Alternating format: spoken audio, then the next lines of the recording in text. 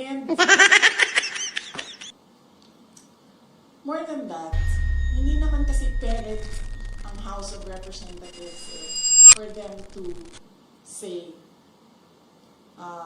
kailangan disiplinahin Vice President. Dahil, sa totoo lang, ang tawag nga natin sa kanila mga buaya, di ba? Ganun yung general perception for all members of the House of Representatives. Sabihin na lang natin yung sixth category, all others. Meron yan silang narrative about Inday Sara. Kung napapansin nyo, paulit-ulit lang yan na sinasabi nila. Kung ano yung, at pansinin nyo din, kung ano yung lumalabas sa bibig ng Malacanang Palace, susunod yung kanilang online service providers sa news. Whether it be fake news, bloggers, totoong news, or trolling, pare-pareho yung narrative nila. At pansinin nyo, lahat ng lumabas na mga articles, isa lang yan.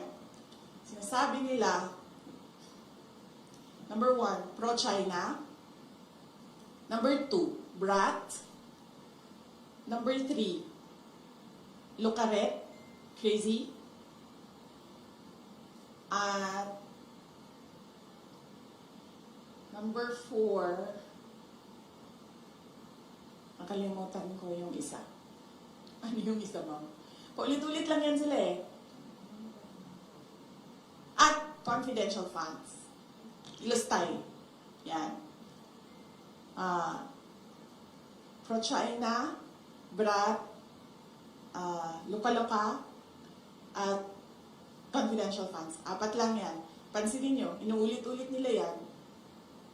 Hoping siguro na one of those will stick sa image or sa reputation para makasira sa akin.